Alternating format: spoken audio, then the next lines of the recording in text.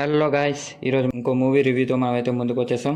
ప్రదీప్ రంగనాథన్ గారు, గౌతమ్ వాసుదేవ్ మీనన్ అండ్ అనుపమ పరమేశ్వరన్ నటించిన lead రోల్స్లో act చేసిన డ్రాగన్ మూవీ రివ్యూ అయితే ఈరోజు తెలుసుకుందాం. అయితే మూవీలోకి వెళ్ళే ముందు మన ఛానల్ని ఎవరైతే సబ్స్క్రైబ్ చేసుకోలేదో ప్లీజ్ సబ్స్క్రైబ్. అండ్ మూవీ విషయానికి వచ్చేస్తే సరే, మన హీరో ఫస్ట్ హాఫ్ అనేది చాలా కొద్దిగా స్లోగానే నడుస్తుంది. అంటే మనం సినిమా కంప్లీట్ చేసే అంటే ఫస్ట్ హాఫ్ చూసేటప్పటికి మనకేమనిపిస్తుంది అంటే, అరే ప్రదీప్ రంగనాథన్ మూవీ అంటే ఏంటి, ఏం లేదేంటి, ఏదో ఒకటి ఉంటుంది కదా అని అనుకునే టైం వచ్చేసరికి మనకైతే కొన్ని సీన్స్ రావడం జరుగుతాయి. దానివల్ల మనం ఇంకా ఎగ్జైట్ అవుతాం. అంటే మనం ప్రీ ఇంటర్వెల్ అనమాట. ఇంటర్వెల్కి ముందు మనకి కొన్ని సీన్స్ ఉంటాయి, అవి పాయింట్లు అవుతాయి అనమాట. అయితే ఫస్ట్ హాఫ్ ఏముంటుంది అంటే, యాజ్ యూజువల్ నార్మల్ స్టోరీ ఉంటుంది కదా.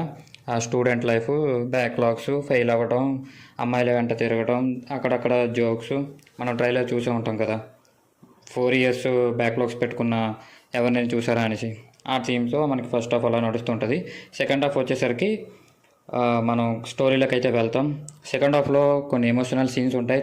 ఎంత ఎమోషనల్ అంటే, సెకండ్ హాఫ్లో కొన్ని డైలాగ్స్ ఉంటాయి అనమాట. అవి మనకి హార్ట్ టచింగ్గా ఉంటాయి అనమాట. ఒకవేళ రియల్ లైఫ్లో మనం ఇలా ఉంటే అస్సలు తట్టుకోలేమన్నమాట, అంత హార్ట్ టచింగ్గా ఉంటాయి.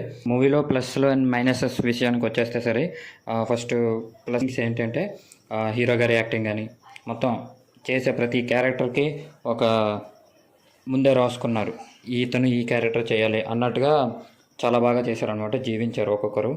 అండ్ స్టోరీ కూడా పర్లేదు, యూనిక్గా ఉంది. బట్ డిసడ్వాంటేజ్ అంటే ఫస్ట్ హాఫ్ అనేది కొద్దిగా మనకి అక్కడ చూసిన సీన్సే చూసినట్టు ఉన్నది, ఇలాంటివి చూసాం కదా చాలా అన్నట్టుగా అనిపిస్తుంది. బట్ ఓవరాల్గా మూవీ వస్తే కనుక అబవ్ అవరేజ్ అనమాట చచ్చు సినిమాని. అండ్ మీరు మీ ఫ్రెండ్స్తో, మీ ఫ్యామిలీతో వెళ్ళి ఎంజాయ్ చేయండి. This our review about Dragon movie. And ఇంకా ఎవరైనా సబ్స్క్రైబ్ చేయకపోతే ప్లీజ్ సబ్స్క్రైబ్. బాయ్, జై హింద్.